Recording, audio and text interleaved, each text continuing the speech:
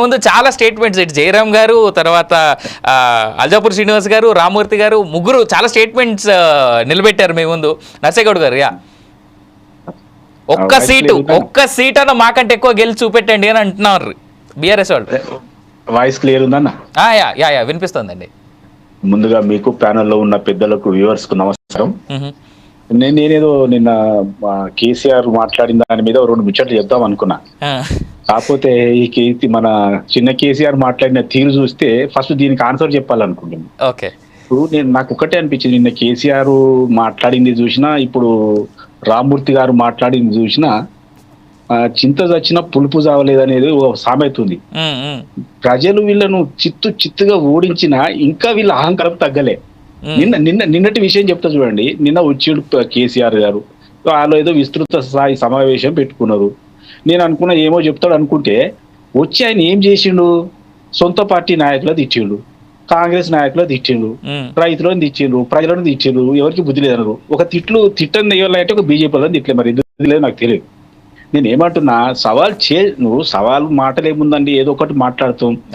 ఆ సవాల్కు నేను స్పందిస్తే కూడా బాగుండదు. ఒకటి నేను ఏమంటున్నా, మీకు కనీసం క్యాండిడేట్ పెట్టే దమ్ము లేదు మీకు. ఎందుకు లేదు తెలుసా అండి? చిత్తుగా ఎమ్మెల్సీ ఎన్నికలు ఓడిపోతే ఒక్క సీటు కూడా సర్పంచ్ సీటు రాదేమన్న భయానికి అట్లా చేసిర్రు. దాన్ని ముందస్తుగా దృష్టిలో పెట్టుకునే రేపు ఏదన్నా బదనాం అయితే ఎవడు స్కేప్ గోట్ ఎవడు కావాలని ఆయనను వెతికిరు, ఎవరు మన హరీష్ రావును వెతికిరు. కాబట్టి ఇవన్నీ ఎవరు చెప్తారు రాజకీయాలు? కాబట్టి నేను ఒకటే అంటున్నా, బీఆర్ఎస్ పార్టీ అనేది చరిత్రలోకి ఎక్కిపోయింది ఆల్రెడీ. ఎందుకు ఎక్కిపోవాల్సి వచ్చిందంటే వాళ్ళ అస్తిత్వమే కొద్దిగా కన్ఫ్యూజ్గా ఉన్నది. ఎందుకంటే టీఆర్ఎస్ అని ఉంటే గనుక, నేను కూడా అంటున్నా, టీఆర్ఎస్ అని అట్లనే ఉంటే గనుక వాళ్ళ అస్తిత్వం కరెక్ట్ ఉండేది. వాళ్ళు బీఆర్ఎస్ అని పెట్టుకున్న తర్వాత డోలాయమానంలో ప్రజలు పడ్డరు, వాళ్ళు పడ్డరు. ఇప్పుడు కూడా అసలు అది జాతీయ పార్టీ, ప్రాంతీయ పార్టీ ఏందో వాళ్ళకి తెలియదు, ప్రజలకు తెలియదు. కాబట్టి వాళ్ళకి అస్తిత్వ సమస్య ఒకటి ఉంది. నేను ఇంకొకటి సవాల్ కాదు కానీ నేను ఒకటే చెప్తున్నా, మినిమం సీట్లు తెచ్చుకో, డబుల్ ఫిగర్ తెచ్చుకోవడానికి ప్రయత్నం చేయండి మీరు. రాదంటున్నారా అయితే మీరు? ఎట్లా వస్తుందండి? నేను ఇంకో కీలకమైన విషయం చెప్తా. ఈ జరగబోయే స్థానిక సంస్థల ఎన్నికలలో ఒక మిరాకిల్ ఏంటంటే 90% మేము స్వీప్ చేస్తాం, అది వాస్తవం. ఉన్న 10% వాళ్ళిద్దట్లో ఎవరు ఎక్కువ తెచ్చుకొని సెకండ్ పొజిషన్ అనేది తేలబోతుంది. అలా బీఆర్ఎస్ భవితవ్యము తేలబోతుంది. నేను అనుకుంటున్నా, భారతీయ జనతా పార్టీకి ఇది ఒక అవకాశంగా తీసుకొని వాళ్ళను కార్నర్ చేస్తారు. శాశ్వతంగా ఫామ్ హౌస్ కో, వ్యవసాయ క్షేత్రానికో పరిమితం చేసే అవకాశం ఉంది. మీరు అది గమనించండి. కనీసం నిన్న మాట్లాడినప్పుడైనా, నేను ఇంకొకటి చెప్తాను, నిన్న విస్తృత స్థాయి సమావేశం గత ఓ సంవత్సరం తర్వాత వచ్చి పెట్టాడు కేసీఆర్.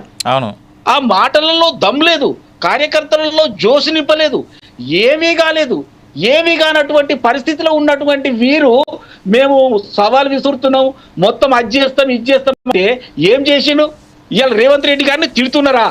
ఒక్కసారి ఆశా వర్కర్లు ఏం తిట్టిరో ఒక్కసారి లోపల చూసుకో రామవృతన్న. ఆశా చేతులు గాజులు గల్లుమనే, ఇంకేమో జల్లుమనే, చెట్టు మీద కొంగ, ఇంకెవరో దొంగ అని అడగోలు తిట్టిరు. మీరు ఒక్కటి కూడా, ఏ వర్గం కూడా మిమ్మల్ని వదిలిపెట్టలే, రైతులు వదిలిపెట్టలే మిమ్మల్ని. మీరు చెప్పే రైతుల గురించి చెప్తున్నా నేను.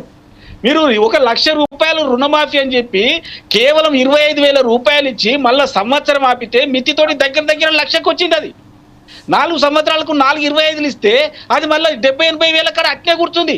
మిత్తి ఫ్యాక్టరీ ఎక్కడ పోయింది? వాళ్ళకు పాస్బుక్ లెక్కనే పోయే, బ్యాంక్ వాడు తిట్టే, వీడు తిట్టే, వాడు తిట్టే, ఉన్న పరపతి పోయే, ఇజ్జత్ పోయే. మీరు అంటే మాకు చెప్పేది ఎస్సీ ఎస్టీ వాళ్ళకి, ఎస్సీలకు 3 ఎకరాల భూమి ఇస్తారని ఆయన ఏమంటాడు అసెంబ్లీ సాక్షిగా? ఎవడా చెప్పింది? నేను అన్నానా బడి కొట్లాట ఏడుందా భూమి అని కొట్టి పాడేసే. అరే మీరు 15,000 ఇస్తారని 12,000 చూపించలే? అదే అబద్ధం కదా? మీరు మాట్లాడినప్పుడు మంచిగా శాంతంగా మీరే మాట్లాడారు. మీరు మాట్లాడారు అన్న, నువ్వు మామూలు తిట్లు తిట్టినావే, ప్రపంచంలో ఉన్న తిట్లని తిట్టినావు. జరాగు కొద్దిగా విను, ఎందుకంటే నేను అలా సగమన్న తిట్టాలి కదన్నా. అయితే నేను ఏమంటానంటే, మా కేసీఆర్ గారు అంటే నిజమే, కేసీఆర్ గారు ఇంకొకటి ఆయన ఇప్పుడు మమ్మల్ని ఏదో ఒక లెక్కేసుకుని వచ్చి 420 హామీలు అని చెప్తున్నారు కదా. నేను స్పష్టంగా చెప్తున్నా, కేసీఆర్ హామీలన్నీ లెక్క పెడితే 420, 420 కాదు, 420 హామీలు ఇచ్చాడు. దాంట్లో 1% కూడా చేయలేకపోయాడు.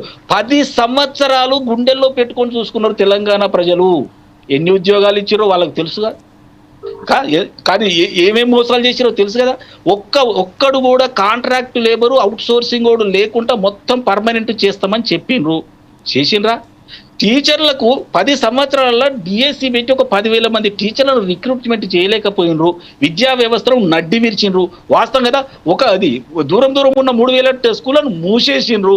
అది వాస్తవం కదా. అది 10,000 కోట్ల రూపాయల సంవత్సర ఆదాయం ఉన్న ఎక్సైజ్ శాఖను తీసుకుపోయి 40,000 కోట్ల ఎక్సైజ్ శాఖ ఆదాయం చేసి ఇదొక్కటి మాత్రం గొప్పగా చేసిందని చెప్పాల్సి వస్తుంది. ఏంటంటే వాళ్ళు చెప్పేది ఇదే, ఇంతకంటే ఇవి చెప్పడానికి ఏం లేదు. నేను అంటున్న కేసీఆర్ గారు హాయిగా ఆరోగ్యంగా 1000 సంవత్సరాలు బతకాలని కోరుకుంటున్నా. కానీ రాజకీయంగా మాత్రము పూర్తిగా అధోపాతాలానికి పోయినటువంటి పరిస్థితి.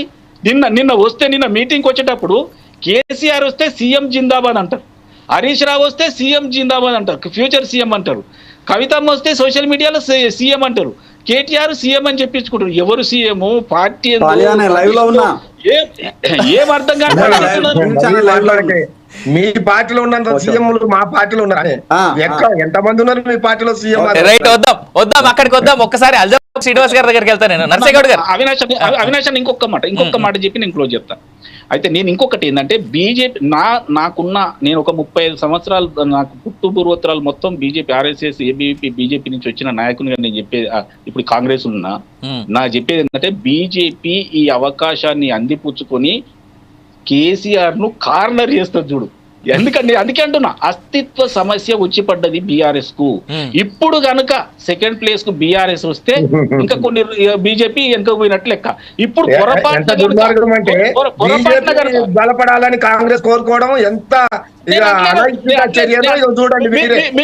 చేస్తున్నారు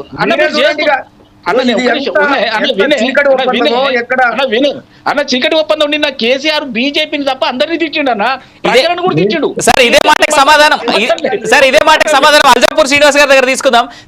అల్జాపూర్ శ్రీనివాస్ గారు, సార్ ఈ రెండు పార్టీలు కట్టి ఇటు కాంగ్రెస్ అటు బీఆర్ఎస్ రెండు కలిసి బీజేపీతోనే పొత్తు అని చెప్పేసి అనేటువంటి మాట అంటా ఉన్నారు. కాంగ్రెస్ బీజేపీతో కలిసిందా లేదా బీఆర్ఎస్ బీజేపీతో కలిసిందా? ఈ